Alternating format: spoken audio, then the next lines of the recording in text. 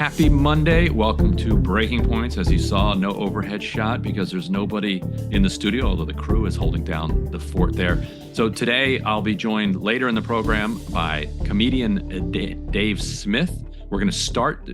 Dave Smith and I are going to interview Amir Tabone, a columnist at Haaretz, about the recent Haaretz report about the aid site massacres and IDF soldiers being instructed to shoot at or toward civilians who are seeking aid. We're also going to talk about Tabone's new column suggesting that Donald Trump is once again screwing up with Netanyahu by pushing to have the charges dropped against him rather than putting pressure on him. We're going to start the program with Dave Dayen, editor of the American Prospect, to talk about the big, beautiful bill, which is hurtling towards passage in the Senate today.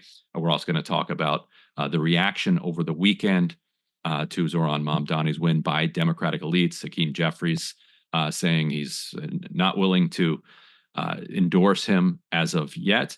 And then we're going to finish with Aidan Carney, who many of you may know as Dr. Turtleboy. Aidan Carney is the local reporter in Massachusetts who really brought the Karen Read trial to national attention. We'll talk a little bit about the Read trial itself, but mostly we're going to talk about what is becoming a very important press freedom case. This part has been overlooked by the media that has been focusing on the Karen Read trial. But Aidan Carney, who the reporter who effectively broke this story, is facing multiple charges directly related to his journalism in this case. And so we're going to talk about that and why it's so important for us to keep the focus on it, even as Karen Read has been acquitted and people are moving on now to the phase of doing more documentaries and movies about it. But to start the program, we're going to be joined by Dave Dayen to talk about the ongoing debate in the Senate over the big, beautiful bill. So the big, beautiful bill. Joining me to talk about that is American Prospect editor Dave Dayen. Dave, thank you so much for joining us. Thanks for having me. So this thing is barreling through Congress. The House said that they were going to get it done by Memorial Day. Kind of people scoffed at that. They got it done by Memorial Day. The Senate said they're going to get it done by July 4th. That's the arbitrary deadline that they set. They got it through a procedural vote over the weekend and have now moved into the debate phase as you and I are speaking. The debate is ongoing, and they're going to be moving towards votes towards eventual final passage.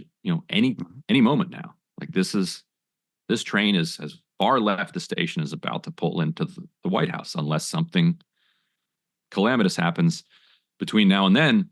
Too calamitous for Republicans.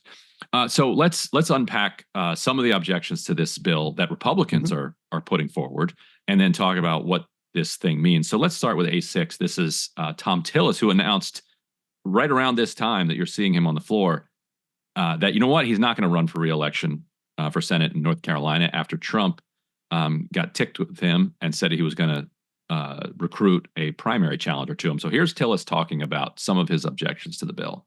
Between the state-directed payments and the cuts scheduled in this bill, there's a reduction of state-directed payments. And then there's the reduction of the provider tax.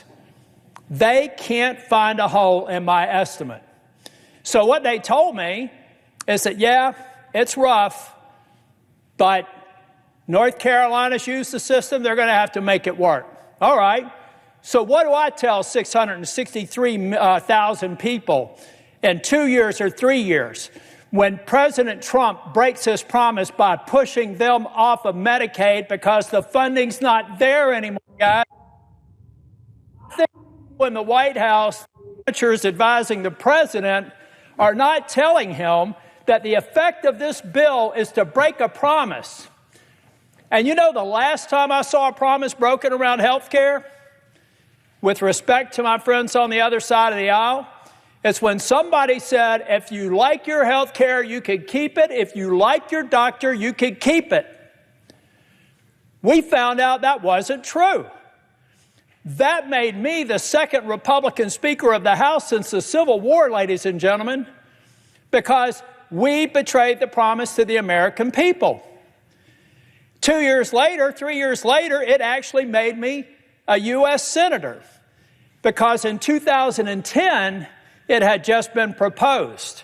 And just anticipation of what was going to happen was enough to have a sea change election that swept Republicans into the majority for the second time in 100 years. Now, Republicans are about to make a mistake on health care and betraying a promise. It is inescapable that this bill in its current form will betray the very promise that Donald J. Trump made in the Oval Office or in the cabinet room when I was there with finance, where he said we can go after waste, fraud, and abuse on any programs. And we can get into this in a moment. Probably the fastest growing industry in North Carolina is the clean energy industry, which this bill also just takes an absolute sledgehammer to. So it's not just the Medicaid cuts that Tillis has a problem with. Let's roll Hawley quick, because Hawley voted yes, Josh Hawley, but made a passionate argument for why he should have voted no. So let's roll a little bit of Hawley. We can't be cutting health care for working people and for poor people in order to constantly give special tax treatment to corporations and other entities. And we've delayed that in this bill. But it will, unless we take further changes or take further steps, it will happen in future years. And I'm opposed to this. If we're going to be a working class party, we've got to protect working people. And the Medicaid stuff in here, I think is bad. And I think we've delayed the worst of it. And in the short term, for my state, it's going to be fine. But on a going forward basis, we cannot go on like this. I think the party has a lot of thinking to do. Alabama Senator Katie Britt appeared on, I believe it was Jake Tapper's program, was pressed on this as well. Her argument is basically, nuh-uh, this is not happening. So let's roll Katie Britt. Talk about them in terms of your constituents, because there are about 760,000 Alabamans who rely on Medicaid. The bill will also cut federal funding for food stamps. It will require states to kick in more and shift a lot of that cost to Alabama. And that's more than 750,000 Alabamans who rely on what we're going to call food stamps, including 330,000 children. So are you guaranteeing that these changes that you were voting for Monday, presumably, will not hurt recipients in Alabama of Medicaid, of food stamps or SNAP, for those who are citizens and for those who truly need it and deserve it? Absolutely. So when you look at Medicaid, children, obviously, we have the Children's Health Insurance Program. So children are absolutely not touched by this. Same thing when it comes to SNAP benefits. So we've made sure that that is taken off the table. What you're talking about is able-bodied, working-aged Americans without dependents at home, having them work, train, volunteer in some capacity 20 hours a week in order to receive those government benefits. This goes back to Bill Clinton era politics, when you know that being a part of something bigger than yourselves, helping to contribute, is ultimately what we need to do. And it's actually the American people agree with us on this. But when you look at what's happening in Alabama specifically, you think about what you mentioned with regards to SNAP. What we're doing on that is ensuring that states have some skin in the game.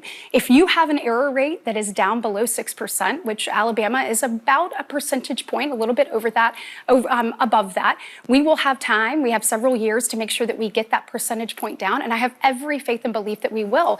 We've got to make sure that these overpayments, underpayments that are happening, we've seen it in our own state where people's benefits are being stolen from other states, that stuff stops. If states, obviously under the Biden administration, we stopped that accountability during for the SNAP program, reinstituting it and ensuring that states have some skin in the game will ultimately help us be able to deliver these resources and services that these people so desperately need. Yeah, I mean, I've heard your fellow Senator Tuberville talk about he's worried that your state can't afford it. Your state can't afford to pick up the slack. What we can afford to do is get it right.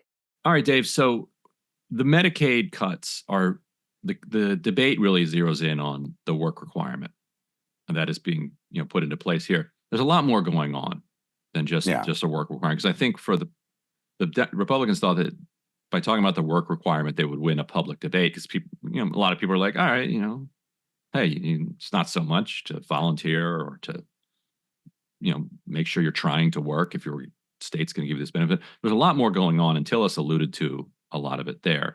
Can you unpack a little bit more of what's going on? Why is Tillis so so convinced that this actually will deal a significant blow to people on Medicaid.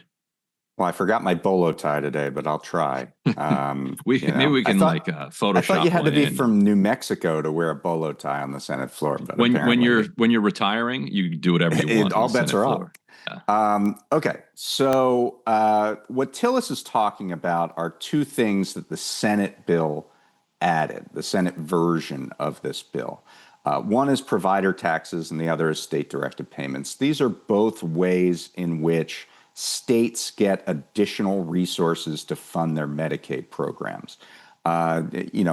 Republicans have called them gimmicks, but the reality in the context of this bill is it's just more money for Medicaid. Mm-hmm. The way the provider tax works is states tax healthcare providers, but then also give them higher reimbursements on Medicaid payments. And so the hospitals and clinics make out even. But the states aren't really kicking in that share. They get the taxes, but they don't kick in everything because there's a state-federal match on Medicaid payments. So it's a way to get more federal dollars into the state that pays for the Medicaid program. And if that is capped or actually ramped down, so those provider taxes have to be lower over time, starting, I believe, in 2028 and moving on through 2032, then there's simply less money for Medicaid. And the state-directed payments are a similar thing where Medicaid pays a fairly low reimbursement rate. And what states have done have appealed to the federal government to top off that reimbursement rate, so to ensure that hospitals and doctors actually care for Medicaid patients. And the Senate bill cuts that and limits that to a degree. So both of those things basically stop the states from getting the amount of money they need right now. They don't have like extra money sitting around in the states for Medicaid. So what they would have to do is cut the program. And this is the interesting way in which the federal government can say, well, we're not cutting Medicaid. We're just doing this and that and the other thing. But they're forcing states to cut Medicaid, right? So it's just sort of a one-step removed kind of situation. Yeah, and I want to try to give the Republicans their fairest shake in their argument here. And you mentioned that they say these aren't really cuts. We're just kind of getting rid of gimmicks. And there's some semantics going on here, but I understand what they're saying. And like one of the things Katie Britt was referring to there is if you move from Alabama to California, in a lot of situations, the state, like Alabama, for instance, will still be getting credit for you living in. You don't automatically just leave the rolls necessarily, and so you might still be Alabama might be getting credit for you being on the rolls in Alabama, while California also gets credit.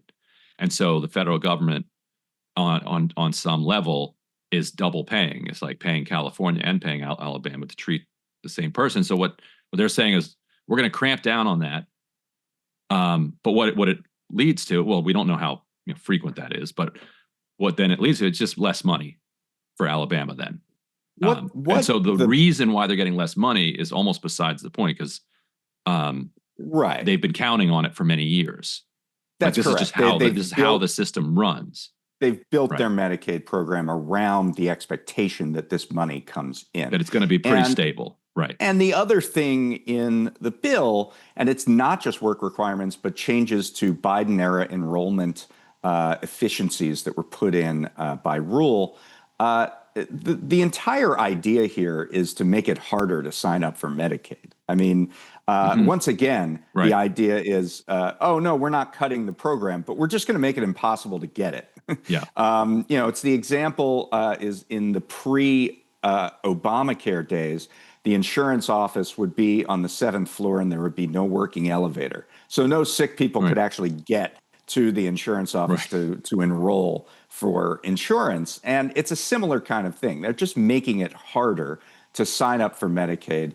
And the idea is a lot of, I believe it's something like, Matt Brunig had this number, something like 60% of the eligible population here works and is on Medicaid, but the churn is expected because you have to constantly update and constantly, add forms to make sure. So there's like a strangling of Medicaid through the bureaucracy here. And there are work requirements on SNAP as well that have the same function. Right. It's like if it's you against the bureaucracy is going to win most of those fights. Right. They would win those fights against me. Like I cannot keep up with the forms and the requirements and like when this is due, and like you have to have it in triplicate and you have to send a notarized copy of your driver's license, and like and if the goal of them is to set up a process that most people will fail, they will succeed at that. Yeah. I would just add one more thing that hasn't been talked about a lot with respect to Medicaid, which is there are new cost sharing requirements for individuals who are on the Medicaid program in certain contexts. So that means that people on Medicaid will just have to pay more if they want to do a doctor's visit or a test or anything like that. And the likely result, these are very poor people when you're talking about the Medicaid population, the likely result is they will not be able to pay and therefore will not try to pay. They won't go to the doctor. So the savings, once again, they can say we're not cutting Medicaid, but we're making it harder to use. And if you're making it harder to use, that's an effective cut. And so Elon Musk has been, absolutely melting down over this bill. And let's put up the first. There are multiple tweets that people can go find. So here's one of his where he says the latest Senate draft bill will destroy millions of jobs in America and cause immense strategic harm to our country. Utterly insane and destructive. It gives handouts to industries of the past while severely damaging industries of the future. So he's talking here about the sledgehammer that the bill takes to not just the clean energy industry, but kind of the energy industry overall, because the energy industry also is going to require the production of more, transformers and transmission lines and general federal investment into building the infrastructure that they say we will need for all the cloud storage, AI, plus the ramping up of electrification of the program. Some people would say that this is just a reversal of the Inflation Reduction Act's investments in energy, mostly clean energy, but it was technology neutral, so a lot of things could be subsidized. It doesn't just take away those tax credits for clean energy. It actually adds a new tax on solar and wind. And the only way to get out of that tax is to ensure not a single speck of your project includes anything that's Chinese made.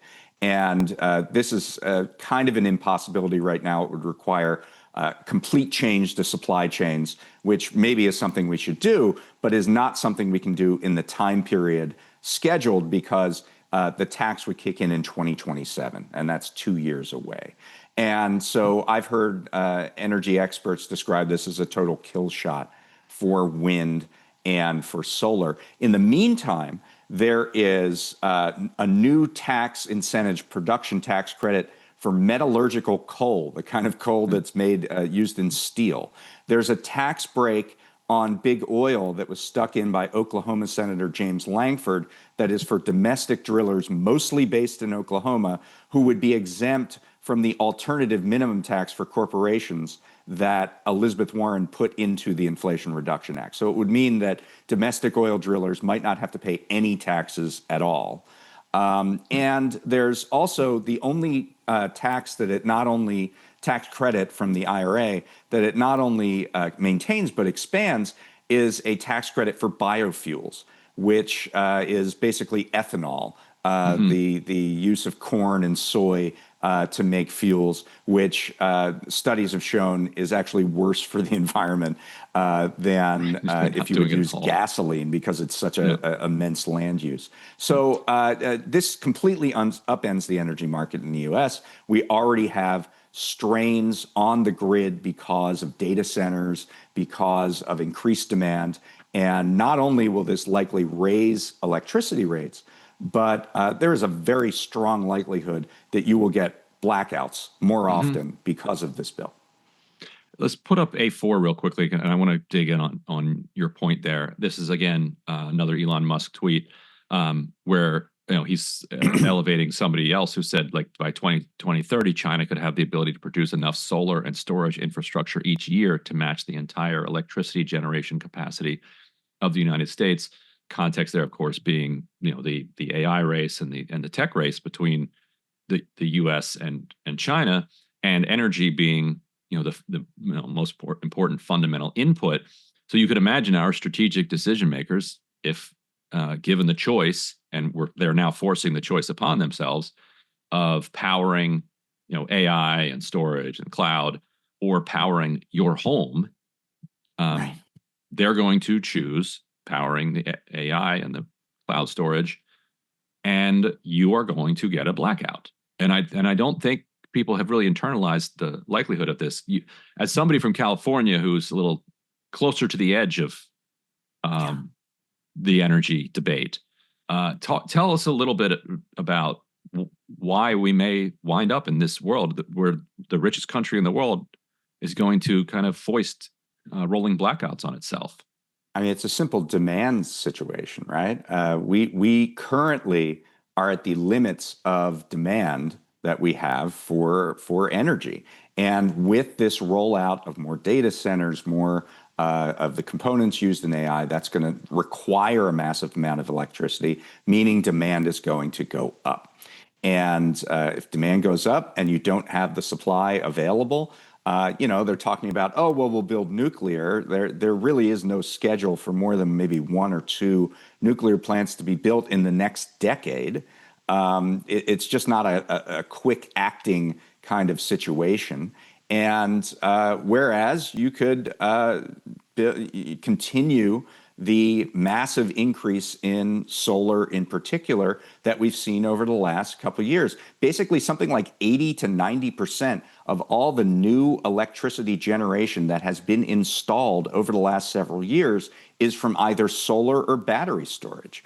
And so if you're taking that away, if you're making that impossible to pencil out, you're making that not cost effective to build, you're relying on natural gas, on nuclear, things that have basically stagnated. And that means you're not going to keep up with demand. And the result is that somebody can't get power. I mean, if you don't have enough power that people want, someone's going to be left holding the bag. And so paying for all this, what we're paying for is massive tax cuts for the rich. Right. Can you talk a little bit about what the other side, like who's getting the benefits of this bill and to what tune? Sure. So it's an extension of the 2017 Trump tax cuts. Those were certainly tilted toward the wealthy. There are also these new tax cuts, these kind of populist tax cuts that Trump talked about during the campaign.